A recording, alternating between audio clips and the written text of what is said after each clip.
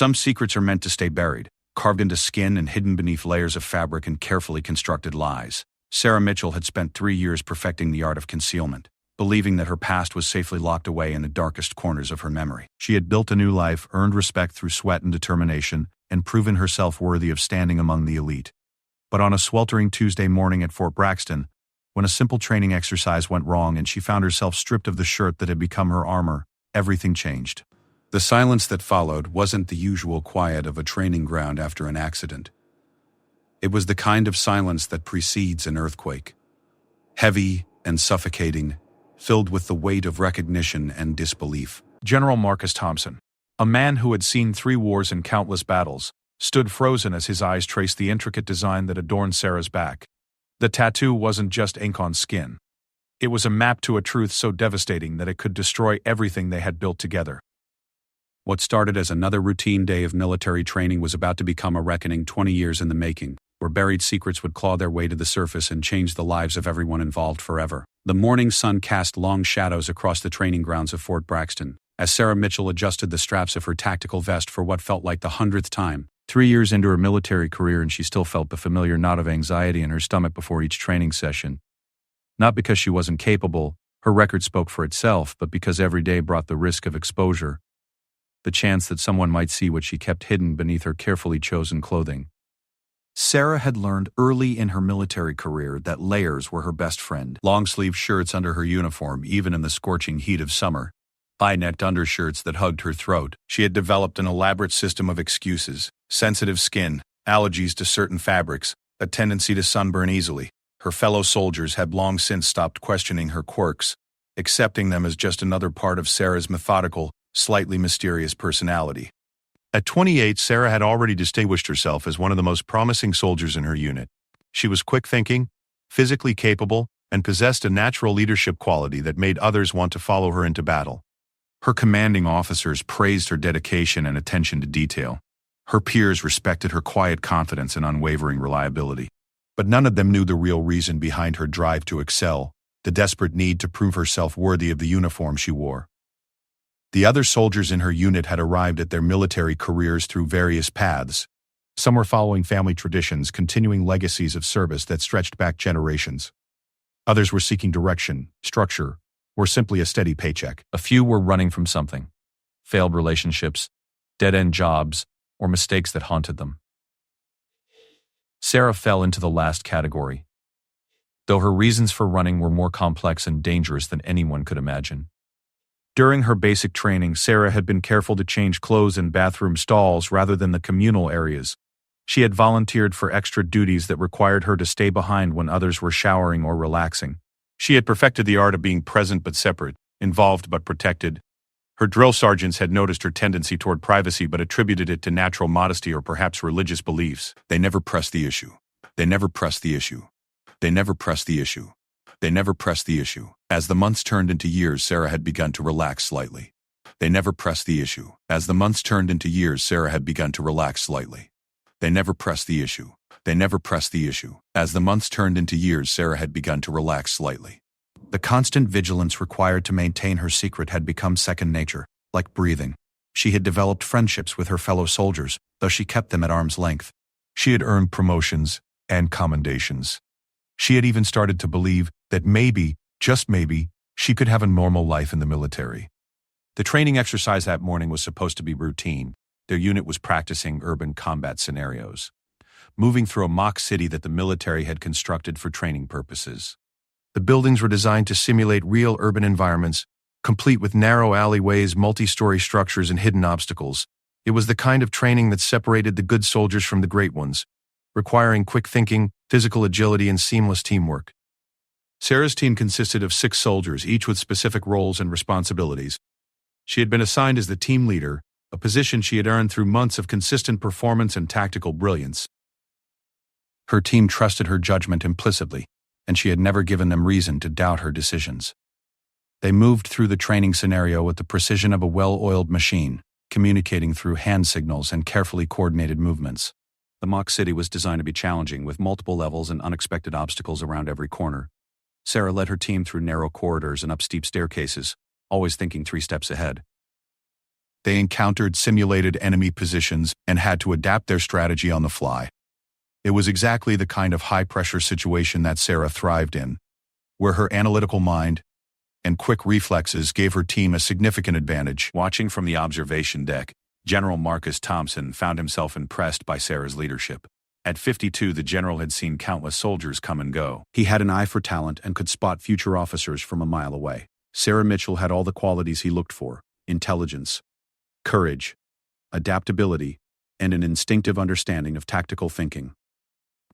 He had been following her progress for months, quietly observing her performance and considering her for advanced training programs.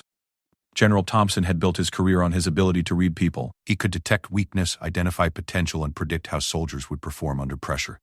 Sarah intrigued him because she seemed almost too perfect, too controlled. There was something carefully constructed about her persona that reminded him of soldiers who had seen combat, even though her record showed no deployment history. She carried herself with the confidence of someone who had faced real danger, yet she had spent her entire military career in training environments. The general's interest in Sarah went beyond her tactical abilities. There was something familiar about her, though he couldn't quite place what it was. Perhaps it was her dark hair, which she kept pulled back in a regulation bun, or the way she held her shoulders when she thought no one was watching. Maybe it was her eyes, which seemed to hold secrets far beyond her years. Whatever it was, it nagged at him like a half-remembered dream.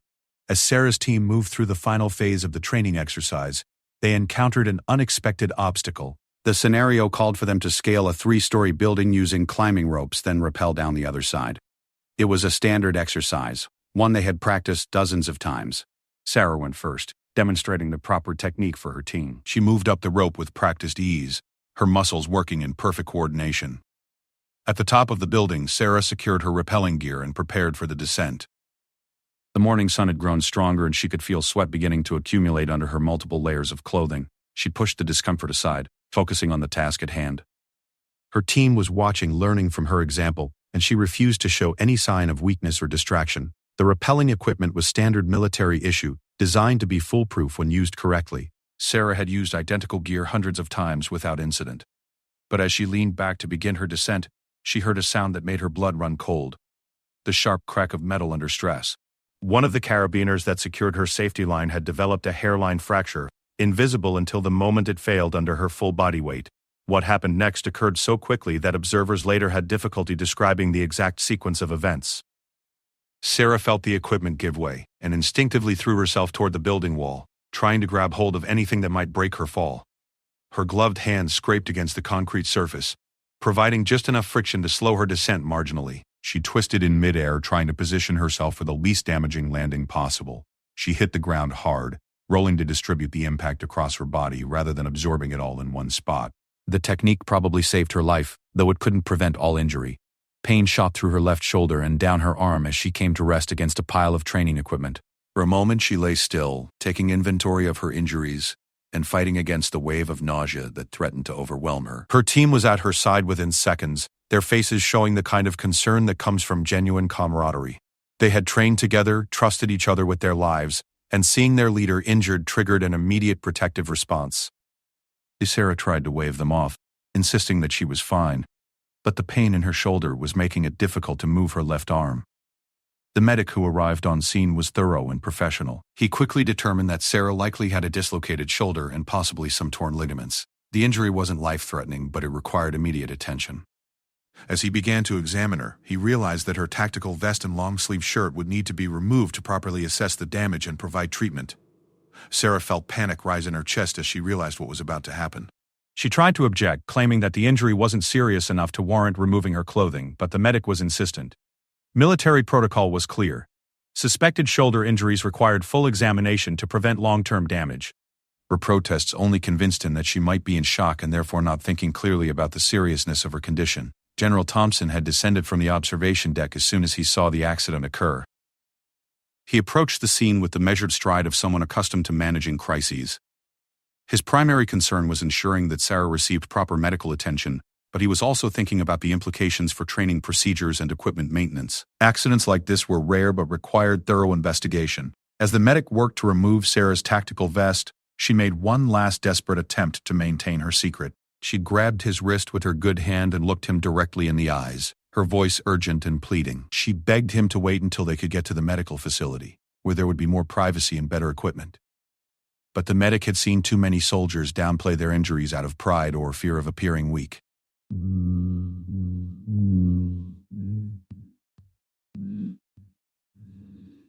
The vest came off first, revealing the long-sleeved olive-green shirt underneath. Sarah closed her eyes and tried to prepare herself for what was coming next.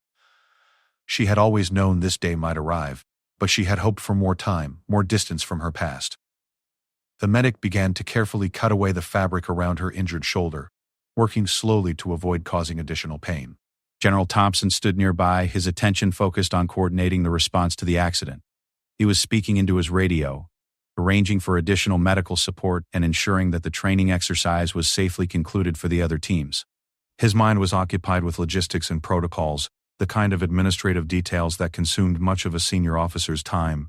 It wasn't until he heard the medic's sharp intake of breath that General Thompson turned his full attention back to Sarah. The soldier was lying on her side, her injured shoulder exposed for examination. But it wasn't the injury that had caught the medic's attention. Stretching across Sarah's back, from her left shoulder blade to the base of her spine, was an intricate tattoo that seemed to tell a story in symbols and images. The tattoo was unlike anything the medic had seen before. It wasn't the typical military imagery that many soldiers chose, nor was it the decorative designs that had become popular in recent years. Instead, it appeared to be a complex map of some kind, with geographical features, landmarks, and symbols that seemed to have deep personal significance.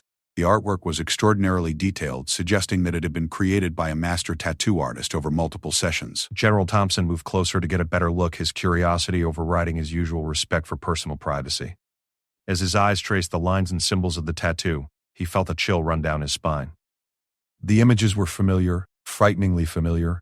Though he hadn't seen them in over 20 years, the geographical features matched his memories of a place he had tried to forget. A place where he had made decisions that haunted him to this day. The silence that followed seemed to stretch on forever, though it probably lasted only seconds. Sarah, sensing the change in atmosphere, opened her eyes and saw the general staring at her exposed back. His face had gone pale, and his usually steady hands were trembling slightly. She realized with a sinking heart that her worst fear had become reality. Someone had recognized the significance of what she carried on her skin. General Thompson's mind raced backward through the years, to a time when he was a young lieutenant stationed in a remote corner of Afghanistan. He remembered the village, the mission, the terrible choice he had been forced to make. He remembered the family that had been caught in the crossfire, the promises he had made and been unable to keep. Most of all, he remembered the little girl who had hidden under a table while the world exploded around her, the child who had witnessed everything and somehow survived when no one else in her family had. Looking at Sarah Mitchell now, seeing the tattoo that mapped out the village where her family had died, General Thompson finally understood why she had seemed so familiar. The little girl had grown up, changed her name, and somehow found her way into his military unit. The tattoo on her back wasn't just artwork. It was a memorial, a reminder, and possibly a promise of revenge that she had carried for over 2 decades. The medical tent had become a sanctuary of uncomfortable silence. Sarah lay on her stomach, her shoulder properly bandaged, while the medic finished his examination. The pain medication had dulled the physical discomfort, but it did nothing to ease the emotional turmoil that threatened to overwhelm her. She could feel General Thompson's eyes on her back, studying the intricate tattoo that had taken 3 years and countless sessions to complete. Sarah had gotten the tattoo during her first year of civilian life, after she had aged out of the foster care system, but before she had found the courage to enlist. The artist had been an elderly Afghan refugee who had fled his homeland decades earlier. When Sarah had shown him the rough sketches she had drawn from memory, his hands had begun to shake. He recognized the geographical features, the specific landmarks, the way the mountains curved around the valley where her village had once stood. The artist had refused payment for his work, calling it a sacred duty to help preserve the memory of a place that no longer existed. Each session had been painful in ways that went far beyond the physical sensation of needles piercing skin. As the tattoo took shape, Sarah relived every detail of that terrible day when she was 8 years old. The day when her entire world had been reduced to ash and rubble. General Thompson dismissed the medic with a subtle gesture, ensuring that they would have privacy for the conversation that was inevitable. He pulled up a chair beside the medical cot, his usually commanding presence subdued by the weight of recognition and regret. For several minutes, neither of them spoke.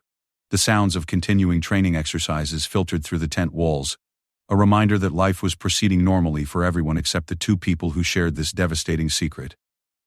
Sarah was the first to break the silence, her voice barely above a whisper. She didn't turn to look at the general, keeping her eyes fixed on the tent wall in front of her.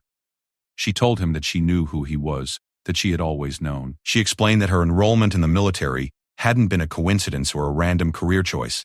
It had been the culmination of 20 years of planning, research, and preparation. She spoke of the orphanage where she had been taken after the attack, a overcrowded facility in Kabul where traumatized children were warehoused rather than cared for. She described how she had clung to her memories of that day, refusing to let them fade even when well-meaning counselors encouraged her to move forward and forget the past. She had learned English from American aid workers, absorbing their language and culture while maintaining her determination to someday return to the country responsible for her family's death. General Thompson listened without interruption, his face growing more haggard with each revelation. Sarah's story filled in gaps that he had tried not to think about for decades. He had always wondered what had happened to the survivors of that operation, the collateral damage that military reports reduced to statistics and acceptable losses. Hearing the human cost described in such personal terms was like being forced to examine his own soul under a microscope. Sarah explained how she had been adopted by an American family when she was 12, a childless couple from Ohio who had wanted to save at least one child from the horrors of war. The Mitchells had been kind and loving, providing her with opportunities and stability that she might never have found otherwise. They had given her their name, their love, and their unwavering support as she pursued her education and planned her future.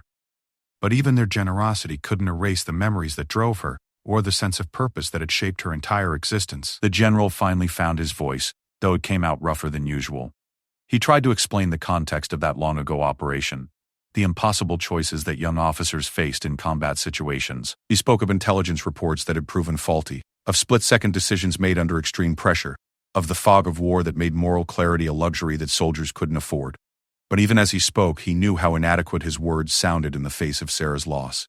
Sarah turned to face him for the first time since her identity had been revealed.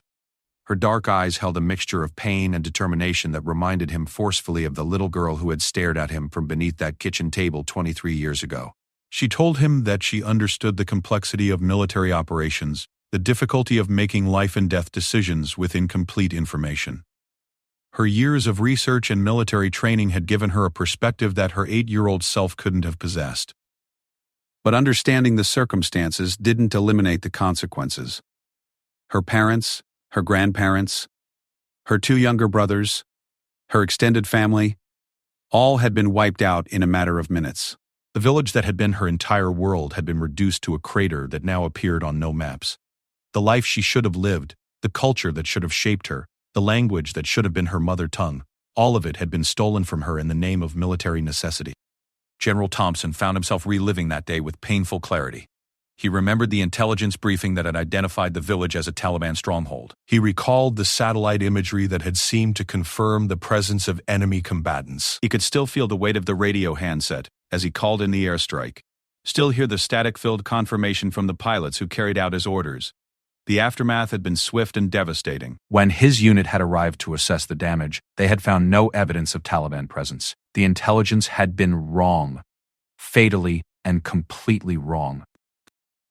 Instead of enemy fighters, they had discovered the remains of families who had been going about their normal daily routines when death had fallen from the sky. The official investigation that followed had cleared him of wrongdoing, attributing the tragedy to faulty intelligence and the inherent uncertainties of combat operations. Sarah described the moment when she had first learned the general's name 3 years after the attack, when she was old enough to understand the concept of responsibility and accountability.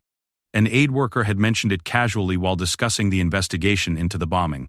From that point forward, Marcus Thompson had become both her obsession and her target, the focal point for her grief and her desire for justice. She had spent years researching his military career, tracking his assignments and promotions, learning everything she could about the man who had given the order that destroyed her world. She had studied his tactical preferences, his leadership style, his personal history. By the time she enlisted in the military, she knew more about General Thompson than most of his longtime colleagues did. The general asked the question that had been burning in his mind since he recognized the tattoo. He wanted to know what she planned to do now that they had found each other. Was this the moment she had been preparing for all these years?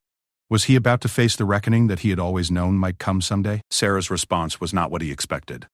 She told him that her original plan had been simple: get close enough to destroy his career and reputation, to expose him as the man responsible for the massacre of innocents. She had documented evidence, witness statements, and a detailed understanding of how to navigate military justice systems. She had the power to end not just his career but his entire legacy, to ensure that history would remember him as a war criminal rather than a decorated officer. But something had changed during her years of military service. Working alongside soldiers who trusted her, leading teams into dangerous situations, understanding the weight of command responsibility, all of it had given her a perspective that her younger self couldn't have imagined. She had come to understand that the man who had ordered that airstrike was not a monster, but a human being who had made a terrible mistake under impossible circumstances. General Thompson felt a mixture of relief and confusion at her words. He had expected anger, accusations, demands for justice. Instead, Sarah seemed to be offering something that he had never dared hope for: the possibility of forgiveness. But he also sensed that her internal struggle was far from over, that she was still wrestling with competing desires for revenge and redemption. Sarah explained that she had reached a crossroads in her mission. She could still destroy him if she chose to, could expose the truth about that day and watch as his career crumbled around him. The evidence was all there, carefully preserved and documented over the course of years. But she had also discovered something unexpected during her time in the military. She was good at it. She had found purpose and identity in the uniform, had discovered talents and capabilities that might never have emerged otherwise. The irony wasn't lost on either of them. The girl whose family had been killed by American military action had become an exemplary American soldier. The orphan who had sworn to destroy a military officer had instead become someone he respected and valued as a leader. The victim, who had spent 20 years planning revenge, had found herself questioning whether destruction was really what she wanted. General Thompson asked about the tattoo, about the specific symbols and landmarks that covered her back. Sarah explained that it was more than just a memorial to her lost village. Each element told part of the story of that day, from the mountain peaks where she had played as a child to the specific house where her family had died. The tattoo was her way of ensuring that their memory would never fade, that someone would always remember the people who had lived and loved and dreamed in that small corner of Afghanistan.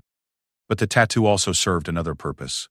It was a map that she had used to navigate her journey from victim to soldier, from helpless child to capable adult. Every symbol represented not just something she had lost, but something she had chosen to become. The mountains didn't just represent her homeland. They represented the obstacles she had overcome. The village didn't just represent destruction. It represented the foundation upon which she had built her new life. The general found himself thinking about the weight of command, about the decisions that every military leader must live with long after the battles are over. He had carried the guilt of that day for over 2 decades, had seen the faces of Sarah's family in his dreams more nights than he cared to count. He had donated quietly to refugee organizations, had advocated for better intelligence verification procedures, had tried in small ways to atone for his role in their deaths. But nothing he had done could bring back the people who had died, or give Sarah the childhood that had been stolen from her. No amount of guilt or regret could change the fact that his decision had set in motion a chain of events that had shaped an entire life. Looking at the woman she had become, he felt a complex mixture of pride in her accomplishments and sorrow for the path that had led her to this point. Sarah told him that she needed time to think, to decide what came next. The revelation of their shared connection had changed everything, had forced her to confront questions she wasn't sure she was ready to answer. She asked for his patience, for space to work through the emotions and decisions that lay ahead. She promised that whatever she decided, she would face him directly and honestly. General Thompson agreed, understanding that he had no choice but to trust in the character of the woman he had come to respect over the past months. He told her that regardless of what happened next, he wanted her to know that he had never forgotten that day, had never stopped regretting his role in her family's death. He offered to answer any questions she might have, to provide any information that might help her find some measure of peace. As he prepared to leave the medical tent, the general paused at the entrance. Without turning back to face her, he told Sarah that her family would have been proud of the woman she had become. The words hung in the air between them, heavy with meaning and possibility, as both of them contemplated a future that neither had expected to face. 3 days passed before Sarah returned to active duty, 3 days during which she remained confined to quarters under medical observation. The shoulder injury provided a convenient excuse for her absence, but both she and General Thompson knew that the real healing needed was not physical. During those long hours of solitude, Sarah found herself reliving not just the day her family died, but every moment since then that had led her to this crossroads. The base continued its routine operations around her, soldiers training and preparing for missions they might never face. Through her window, she could see her unit conducting exercises without her, adapting to her temporary absence with the flexibility that good soldiers always demonstrated. Watching them, she realized how much her perspective had shifted over the past 3 years. These weren't just fellow soldiers anymore. They were her family, bound together by shared purpose and mutual trust. Sarah's adoptive mother called on the second day, her voice filled with concern over the injury report that had been forwarded to her emergency contacts. Margaret Mitchell had always possessed an almost supernatural ability to sense when her daughter was troubled, even across thousands of miles. Their conversation was careful and measured, with Sarah providing reassurances about her physical condition while struggling to explain the emotional turmoil she couldn't share. Margaret had been the one to first suggest that Sarah consider a military career, recognizing in her daughter a need for structure and purpose that civilian life couldn't provide. She had watched Sarah struggle with nightmares and survivor's guilt throughout her teenage years, had seen how the young woman threw herself into physical training and academic achievement as ways of proving her worth. When Sarah announced her intention to enlist, Margaret had been both proud and terrified, understanding that her daughter was embarking on a journey that might finally give her peace or destroy her completely. During their phone call, Margaret asked the question that cut straight to the heart of Sarah's current dilemma. She wanted to know if her daughter had found what she was looking for in the military, if the service had given her the sense of purpose and belonging that she had been seeking. Sarah found herself unable to answer immediately, realizing that the question touched on everything she had been wrestling with since her identity was revealed. The answer was complicated because Sarah had found far more than she had expected in the military, but not necessarily what she had been looking for when she enlisted. She had expected to find a path to revenge, a way to gain access to the man responsible for her family's death. Instead, she had discovered capabilities and qualities in herself that she never knew existed. She had learned to lead others, to make life and death decisions under pressure, to find strength and service to something larger than herself. On the evening of her second day in quarters, Sarah received an unexpected visitor. Sergeant First Class Maria Rodriguez had been Sarah's closest friend in the unit, though their relationship remained somewhat distant due to Sarah's tendency to maintain emotional barriers. Maria had noticed the change in Sarah's demeanor since the training accident and had decided to investigate on her own. Maria was a veteran of 2 combat deployments, a tough, no-nonsense soldier who had earned respect through competence and courage. She had grown up in East Los Angeles, had seen violence and poverty firsthand, and had joined the military to escape a cycle of limited opportunities. She understood what it meant to carry secrets and had recognized something familiar in Sarah's carefully controlled exterior. The conversation between the two women started casually, with Maria ostensibly checking on Sarah's injury and recovery progress. But as they talked, Maria's questions became more pointed, more personal. She asked about Sarah's background, her motivations for joining the military, her long-term goals and aspirations. Sarah found herself deflecting these inquiries with practiced ease, but she could sense that Maria wasn't satisfied with the surface answers she was receiving. Maria finally confronted Sarah directly, telling her that she recognized the signs of someone carrying unfinished business. She spoke about her own struggles with the violence she had witnessed growing up, about the anger that had driven her to seek purpose in military service. She described the process of learning to channel destructive emotions into constructive action, of finding ways to honor painful memories without being consumed by them. The conversation forced Sarah to confront questions she had been avoiding. Maria asked her what she planned to do when her military service ended, whether she had goals beyond settling old scores. She challenged Sarah to consider whether her pursuit of revenge had prevented her from building a genuine future for herself. Most importantly, she asked whether Sarah's family would want their memory to be associated with destruction, or with the positive impact their daughter could have on the world. Sarah found herself opening up to Maria in ways that she never had with anyone else. She didn't reveal the specific details of her connection to General Thompson, but she spoke about growing up as an orphan, about feeling disconnected from her heritage and culture, about the difficulty of building an identity when your foundation had been destroyed. Maria listened without judgment, occasionally offering insights from her own experience of growing up in difficult circumstances. Their conversation was interrupted by the arrival of General Thompson, would come to check on Sarah's recovery and discuss her return to duty. The atmosphere in the room shifted immediately, with Maria sensing the undercurrents of tension between her friend and their commanding officer. She made polite excuses and left them alone, but not before giving Sarah a meaningful look that conveyed both support and concern. General Thompson's demeanor was different than it had been during their first conversation after the revelation.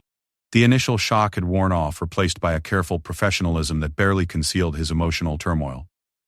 He had spent the past 3 days researching Sarah's background, confirming details that he had hoped might prove his memory wrong. Instead, every piece of information had only strengthened the connection between the woman sitting before him and the little girl who had haunted his dreams.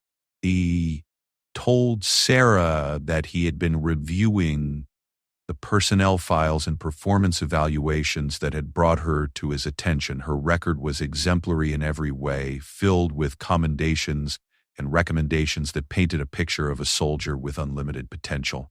Reading through her achievements, he found himself feeling a complex mixture of pride and sorrow. Pride in what she had accomplished despite her traumatic background, and sorrow for his role in creating the circumstances that had shaped her life. Sarah asked him about the official investigation that had followed the bombing of her village, wanting to understand the administrative aftermath of the tragedy that had destroyed her world.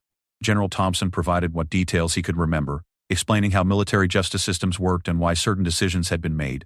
He told her about the reforms that had been implemented in the years since, the additional verification procedures and oversight mechanisms designed to prevent similar tragedies. But both of them understood that systemic improvements couldn't undo the past or restore what had been lost. The investigation had cleared General Thompson of wrongdoing, had attributed the tragedy to intelligence failures and the inherent risks of combat operations. From a legal and administrative perspective, he had followed proper procedures and made reasonable decisions based on the information available to him. From a human perspective, those distinctions offered little comfort to either of them. General Thompson asked Sarah about her plans, both immediate and long-term.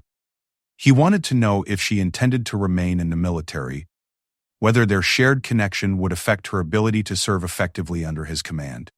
He also asked, more hesitantly, about her intentions regarding the information she possessed about that day in Afghanistan. He made it clear that he wasn't asking for promises or assurances, but simply wanted to understand what kind of future they might be facing together.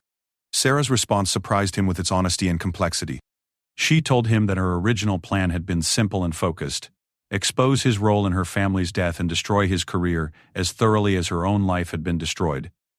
She had spent years preparing for that moment, gathering evidence and planning her approach. The military had been a means to an end, a way to get close enough to strike effectively, but she also admitted that her motivations had become complicated by her actual experience in the service. She had discovered that she was good at being a soldier, that she found genuine satisfaction in leadership and service. She had formed relationships with people who trusted and respected her, had found a sense of belonging that she hadn't experienced since childhood. The uniform had given her an identity that went beyond her role as a victim or survivor. General Thompson listened as Sarah described her internal conflict, her struggle to reconcile her desire for revenge with her growing appreciation for the military community that had embraced her. He recognized the dilemma she faced, understood how difficult it must be to choose between honoring her family's memory and embracing the future she had built for herself. He told her that whatever decision she made, he wanted her to make it based on what would be best for her own life and happiness. Their conversation was interrupted by the sound of gunfire from the training ranges, a reminder of the world they both inhabited. Sarah realized that she had been living in a kind of suspended reality for the past 3 days, isolated from the normal rhythms of military life. The sound of weapons training brought her back to the present, forced her to consider how much longer she could remain in this state of uncertainty and indecision. General Thompson stood to leave but paused before reaching the door. He told Sarah that he had one more piece of information to share, something that might influence her decision about what to do next. He explained that he had received orders for a new assignment, a promotion that would take him away from the base within the next month. Their paths, which had intersected so dramatically, were about to diverge once again. The news hit Sarah like a physical blow, though she wasn't immediately sure why. She had spent years planning to confront this man, had finally achieved that goal, and now he was telling her that their time together was coming to an end. She realized that somewhere in the process of getting to know General Thompson as a person rather than just a target, she had begun to see their relationship as something that needed resolution rather than just destruction. General Thompson's new assignment was to a position at the Pentagon, where he would be responsible for developing new training protocols and safety procedures. The irony wasn't lost on either of them. The man who had been haunted by a tragic mistake was being tasked with preventing similar tragedies in the future. His promotion was recognition of his years of exemplary service, but it also felt like an opportunity for redemption that had been long in coming. Sarah asked him about his feelings regarding the new position, whether he saw it as an opportunity or a burden. General Thompson admitted that he had mixed emotions about the assignment. On one hand, it offered him a chance to make a positive impact on military procedures and training. On the other hand, it forced him to confront the events of his past in a very direct way, to use the lessons learned from his worst mistake to help others avoid similar tragedies. He told her that meeting her, learning about the person she had become despite the tragedy that had shaped her childhood, had given him a new perspective on his role in what had happened. He had always carried the guilt of that day, but seeing her strength and accomplishments had helped him understand that survival and success could emerge from even the most devastating circumstances. Her example had shown him that redemption might be possible, even for mistakes that could never be undone. As General Thompson prepared to leave, he made Sarah an offer that she hadn't expected. He told her that if she decided to remain in the military, he could arrange for her to be considered for advanced training programs and leadership positions. Her record and potential warranted such opportunities, and he wanted to ensure that her career wasn't limited by their complicated personal connection. He emphasized that this wasn't an attempt to buy her silence or forgiveness, but simply recognition of her abilities and potential contributions to the military. Sarah thanked him for the offer, though she made it clear that her decisions about the future would be based on her own needs and goals rather than on any opportunities he might provide. She told him that she needed more time to think, to process everything that had happened, and decide what kind of person she wanted to be going forward. The little girl who had sworn to destroy him was still part of her, but so was the soldier who had learned to value service and leadership over revenge. That night, alone in her quarters, Sarah stared at her reflection in the small mirror above her sink. She tried to see both versions of herself simultaneously. The traumatized child who had lost everything, and the capable adult who had built something meaningful from the ruins of that loss. The tattoo on her back remained hidden beneath her clothing, but she could feel its presence as a reminder of the choice she had to make. She could honor her family's memory through destruction, or she could honor their love by choosing to build rather than tear down. The decision she made would define not just her own future, but her understanding of who she was and who she wanted to become. Sarah returned to active duty on a gray morning that matched her uncertain mood. Her shoulder had healed enough to allow limited activity, though she would need several more weeks before returning to full combat readiness. The medical restriction provided a convenient reason for her subdued demeanor, but her closest colleagues sensed that something deeper had changed during her absence. The training schedule had been adjusted to accommodate her limitations, with Sarah assigned to planning and coordination duties rather than physical exercises. She found herself working closely with General Thompson on upcoming training scenarios, a situation that would have seemed impossible just days earlier. Their professional interactions were carefully neutral, but both of them were hyper-aware of the undercurrents that flowed beneath their formal communications. During her first week back, Sarah threw herself into her work with an intensity that surprised her colleagues. She developed training scenarios that were more detailed and comprehensive than anything she had produced before, as if she were trying to prove something to herself and others. Her attention to safety protocols was meticulous, almost obsessive, ensuring that every possible risk had been identified and mitigated. Maria Rodriguez watched her friend's behavior with growing concern. She could see that Sarah was struggling with something significant, though she couldn't identify the specific source of her distress. Maria had her own theories about what might be troubling Sarah, suspicions that centered on the noticeable tension between Sarah and General Thompson whenever they were in the same room. The breakthrough came during a late evening planning session when Sarah and Maria were alone in the operations center. Maria had been dropping subtle hints and asking carefully worded questions for days, trying to get Sarah to open up about whatever was bothering her. Finally, her patience exhausted, she confronted Sarah directly about the change in her behavior and demeanor. Sarah found herself at another crossroads, faced with the choice of continuing to bear her burden alone or trusting someone else with the truth. Looking at Maria's concerned face, she realized that she desperately needed someone to talk to, someone who could help her navigate the impossible decision she faced. Slowly, carefully, she began to tell Maria the real story of her connection to General Thompson. Maria listened in stunned silence as Sarah revealed her true background, the tragedy that had shaped her childhood, and the years of planning that had brought her to this moment. She described her original intentions for revenge, her growing respect for the general as a person, and her confusion about what to do with the power she held over his future. Sarah spoke about feeling caught between honoring her family's memory and embracing the life she had built for herself. When Sarah finished her story, Maria was quiet for a long time, processing the implications of what she had heard. She understood now why Sarah had always seemed slightly removed from their unit, why she maintained emotional barriers even with people she trusted. The knowledge also explained the complex dynamic between Sarah and General Thompson, the careful way they interacted despite their obvious mutual respect. Maria's response was characteristically direct and practical. She told Sarah that she had a choice to make, but it wasn't the choice between revenge and forgiveness that Sarah thought she faced. Instead, Maria argued, Sarah needed to decide what kind of person she wanted to be going forward, regardless of what had happened in the past. She could define herself by her tragedy, or she could define herself by her response to that tragedy. The conversation forced Sarah to confront a question she had been avoiding.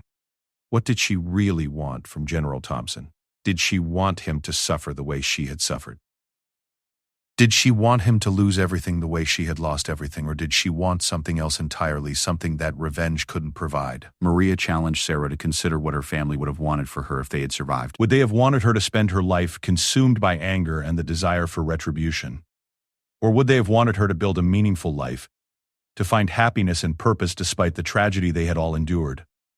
The questions were painful but necessary, forcing Sarah to examine her motivations with brutal honesty. Over the following days, Sarah began to see her situation from new perspectives. Dave shallow. She realized that her desire for revenge had become a comfortable prison, a way of avoiding the uncertainty and vulnerability that came with building genuine relationships and pursuing authentic goals. As long as she defined herself as a victim seeking justice, she didn't have to risk the disappointment and pain that came with opening herself to new possibilities. But her time in the military had shown her that she was capable of more than survival and revenge. She had discovered leadership abilities, had found satisfaction in protecting and guiding others, had experienced the deep fulfillment that came from serving something larger than herself. The woman she had become was not just a product of her trauma, but also a result of her choices and actions over the past several years. Sarah decided to confront General Thompson one more time, but with different goals than she had harbored during their previous conversations. She requested a private meeting, ostensibly to discuss her return to full-duty status, but really to address the unfinished business between them. They met in his office after normal duty hours, when the administrative buildings were mostly empty and they could speak without interruption. This time, Sarah was the one who took control of the conversation. She told General Thompson that she had made a decision about their shared past, but first she wanted to ask him some questions that went beyond the tactical and administrative details they had discussed before. She wanted to understand the human impact that day had had on him, how it had shaped his career and his approach to leadership. General Thompson answered her questions with an honesty that was both painful and illuminating. The president of the end of times off. He described the immediate aftermath of the bombing, the sick realization that the intelligence had been wrong, and that innocent people had died because of his decision. He spoke about the nightmares that had plagued him for years, the way he had second-guessed every subsequent decision he made as a commander. He told her about the changes he had implemented in his own command procedures, the additional verification steps and safety protocols he had insisted upon, even when others considered them excessive. He described how the memory of that day had made him a more careful, more thoughtful leader, someone who understood the true weight of command responsibility. Sarah found herself seeing General Thompson not as the monster she had imagined for so many years, but as a human being who had made a terrible mistake and spent decades trying to atone for it. She realized that her revenge would not bring back her family or undo the tragedy that had shaped both their lives. At best, it would simply create more pain and destruction, adding to the sum of suffering in the world rather than reducing it. She told General Thompson about her decision, speaking slowly and deliberately to ensure that he understood the full implications of her words. She had chosen not to pursue revenge, not to expose his role in her family's death or attempt to destroy his career and reputation. This decision was not based on forgiveness, which she wasn't sure she could offer, but on her recognition that moving forward required letting go of the past. General Thompson's relief was visible, but so was his confusion about her motivations. He asked her why she was choosing to spare him, what she hoped to gain from showing mercy to the man who had caused her so much pain. Sarah's answer was simple but profound. She was making this choice for herself, not for him. She was choosing to define herself by her future rather than her past, by her capacity for building rather than destroying. But Sarah's decision came with conditions that General Thompson needed to understand and accept.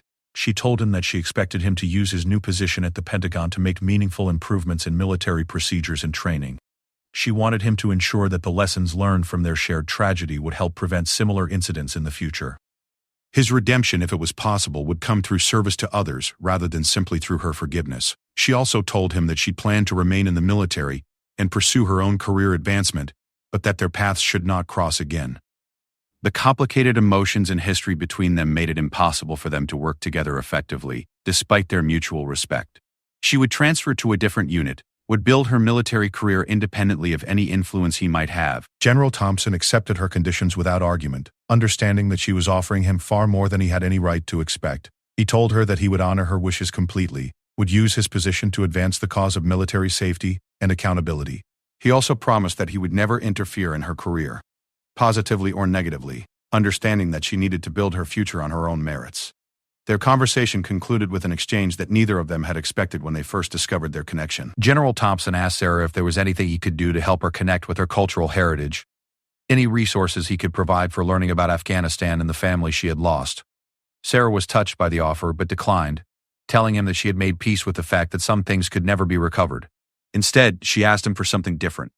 She wanted him to remember her family not as victims or statistics, but as people who had lived full lives before the day they died.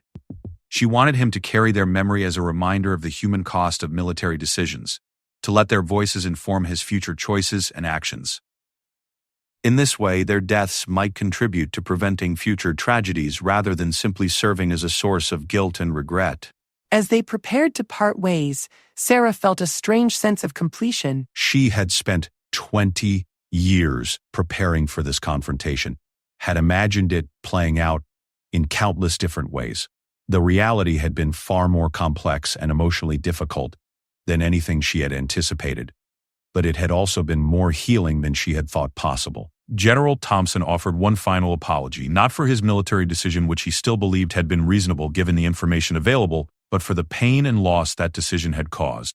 Sarah accepted his words with a nod, understanding that they represented the closest thing to closure that either of them was likely to achieve. Walking away from that meeting, Sarah felt lighter than she had in years. The weight of carrying her secret, the burden of planning revenge, the exhausting work of maintaining emotional barriers, all of it had lifted. She wasn't naive enough to think that her pain was gone or that the healing process was complete, but she had taken a crucial step toward building a life based on hope rather than anger. The tattoo on her back would always be there, a permanent reminder of what she had lost and where she had come from, but now she understood that it could represent more than just tragedy and loss. It could also symbolize her strength, her resilience, and her choice to honor her family's memory through the positive impact she could have on the world. For the first time since she was 8 years old, Sarah began to believe that happiness might be possible for her, that she could build a future worth living, rather than simply surviving until her revenge was complete. The little girl who had hidden under a kitchen table had finally found the courage to step into the light. 2 years had passed since Sarah Mitchell made the decision that changed the trajectory of her life. The young woman who had once defined herself entirely by tragedy and the pursuit of revenge had evolved into someone she barely recognized. Standing in the conference room at Fort Carson, Colorado, addressing a group of junior officers about leadership and tactical planning, she could hardly believe the path that had brought her to this moment. Sarah's transfer from Fort Braxton had been processed quickly and quietly, with no questions asked about her reasons for requesting reassignment. Her new commanding officers had welcomed her with enthusiasm, impressed by her record and eager to benefit from her tactical expertise. Within 6 months, she had been promoted to staff sergeant, and her reputation as an innovative trainer and natural leader had spread throughout the base. The work had become more than just a career for Sarah. It had become a calling. She discovered that she possessed an almost intuitive understanding of how to help other soldiers develop their skills and confidence. Her training programs were sought after by units across the base, and her methods were being studied and adopted by other military installations. She had found her purpose not in destruction but in building and strengthening others. Maria Rodriguez had visited her several times during the first year after her transfer, maintaining a friendship that had deepened through shared honesty and mutual respect. During one of these visits, Maria had observed that Sarah seemed like a completely different person, more open and engaged than she had ever been before. Sarah had laughed and agreed, explaining that she felt like she was meeting herself for the first time, discovering who she could be when she wasn't consumed by anger and the need for revenge. The nightmares that had plagued Sarah for most of her life had gradually diminished, replaced by dreams that were sometimes peaceful and occasionally even hopeful. She had started therapy with a counselor who specialized in trauma recovery, finally addressing the psychological wounds that had shaped her for so long. The process was difficult and ongoing, but Sarah approached it with the same determination that had carried her through military training. Her relationship with her adoptive parents had also evolved during this period. Margaret and David Mitchell had noticed the change in their daughter's demeanor during phone calls and visits, had sensed that some fundamental shift had occurred in her approach to life. When Sarah finally told them about her decision to let go of her pursuit of revenge, they had been both relieved and proud, understanding that she had chosen the more difficult but ultimately more rewarding path. Margaret had asked her daughter what had changed her mind, what had given her the strength to choose forgiveness over retribution. Sarah's answer had surprised her. She explained that it wasn't really about forgiving General Thompson, but about refusing to let her family's killers, fear, anger, and hatred, continue to control her life. She had realized that as long as she was consumed by the desire for revenge, the people who had destroyed her family were still winning, still dictating the terms of her existence. The tattoo on Sarah's back had undergone a transformation of meaning during these 2 years. What had once been primarily a memorial to loss and a map for revenge had become something more complex and beautiful. She had worked with a different tattoo artist to add new elements to the design, symbols representing growth, renewal, and hope. The mountains of her homeland now shared space with representations of her new life and the family she had built through military service. During the spring of her second year at Fort Carson, Sarah received unexpected news that forced her to confront her past once more. General Thompson had been involved in a serious car accident while traveling to a conference, and he was in critical condition at a hospital in Washington, D.C. The news came through informal military networks rather than official channels, but several people who knew about their shared background thought she should be aware of the situation. Sarah's initial reaction surprised her with its intensity. Despite everything that had passed between them, despite her decision to move forward with her life, she found herself genuinely concerned about his welfare. She realized that somewhere during their difficult conversations 2 years earlier, she had come to see him as a human being rather than just a symbol of her loss. The thought of him dying before he could complete the work of redemption he had begun troubled her more than she had expected. After a day of internal debate, Sarah decided to visit him in the hospital. She took emergency leave and flew to Washington, unsure of what she hoped to accomplish but knowing that she needed to see him. The decision felt risky. It threatened to reopen wounds that had finally begun to heal, but she couldn't shake the feeling that their story was incomplete, that there were things that needed to be said. General Thompson was conscious but weak when she arrived at the hospital. His surprise at seeing her was evident, though he was clearly grateful for the visit. They talked quietly for nearly an hour, discussing his recovery prospects and the work he had been doing at the Pentagon. Sarah was pleased to learn that he had kept his promise to her, implementing new training protocols and safety measures that had already prevented several potential tragedies. During their conversation, General Thompson told Sarah about a project he had been working on, a comprehensive review of intelligence verification procedures, designed to prevent the kind of mistakes that had led to the bombing of her village. The work had become his obsession, a way of channeling his guilt and regret into something constructive. He showed her documents and reports that demonstrated how military procedures had been improved based on lessons learned from past tragedies. Sarah found herself moved by the evidence of his dedication to preventing future incidents. She could see that he had genuinely tried to honor their agreement, had used his position and influence to make positive changes in military operations. The knowledge brought her a sense of satisfaction that she hadn't expected, a feeling that her family's deaths had contributed to something meaningful, rather than simply representing senseless loss.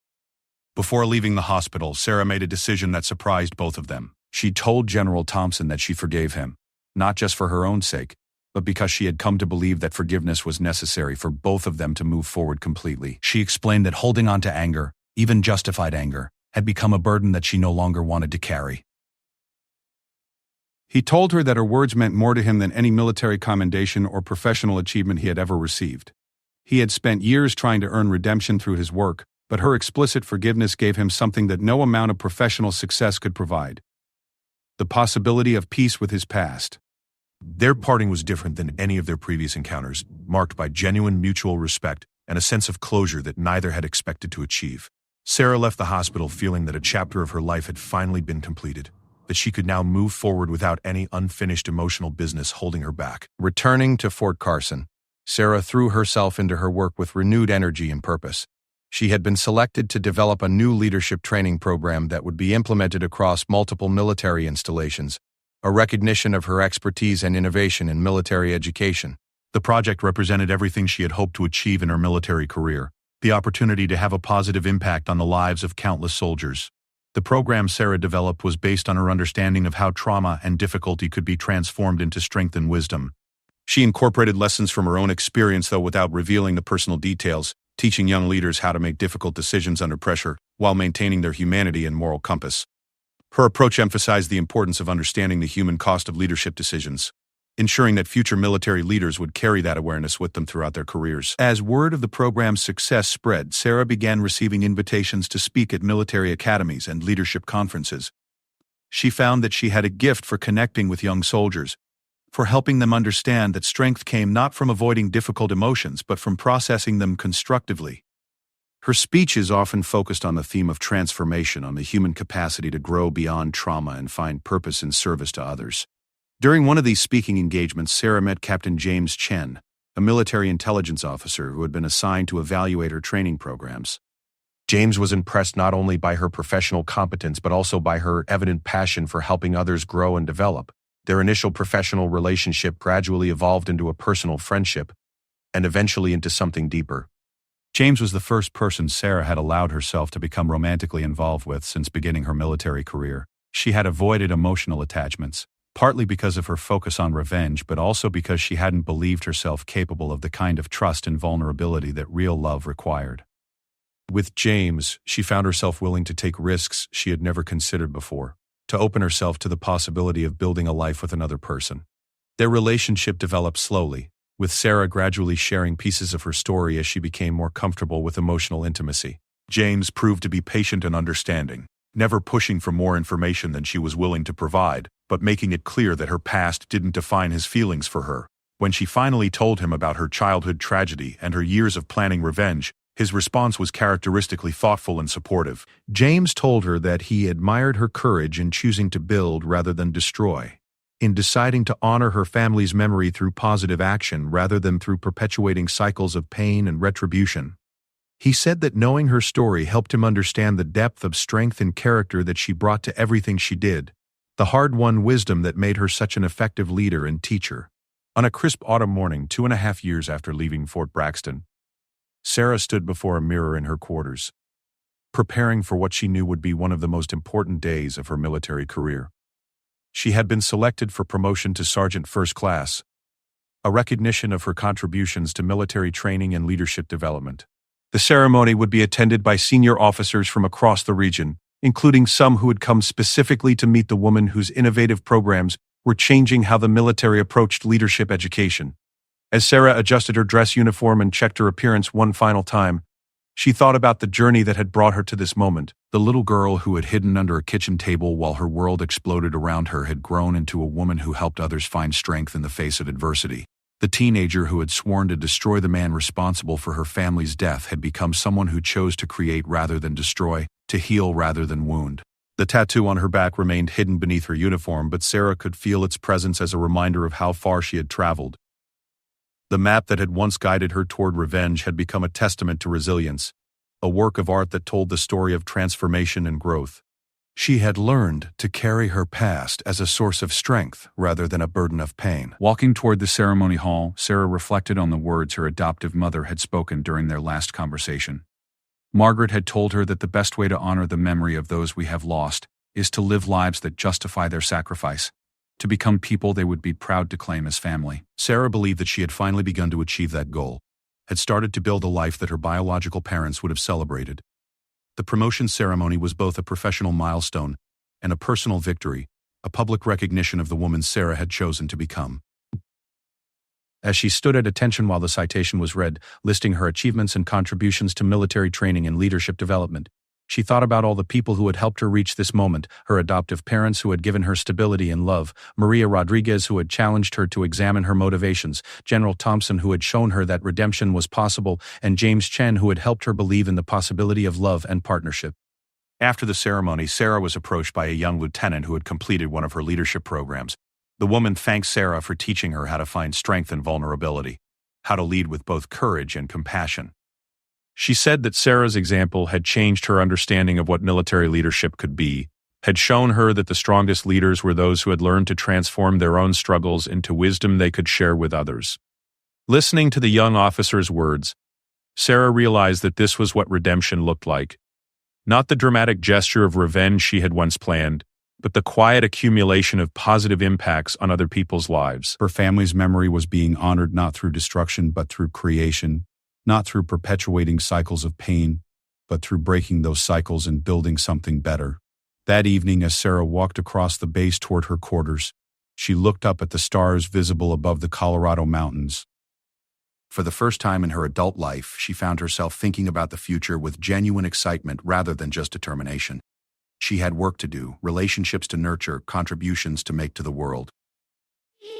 The woman who had once defined herself entirely by loss had discovered that she could also be defined by love, by growth, by the positive impact she could have on others. The journey from that destroyed village in Afghanistan to this moment of recognition and accomplishment had been longer and more difficult than anything she could have imagined as a child. But it had also been more rewarding than she had dared to hope, filled with discoveries about her own capacity for resilience, forgiveness, and love. Sarah Mitchell had finally come home. Not to a place, but to herself, the training ground, until the general saw the tattoo on her back and went dead silent.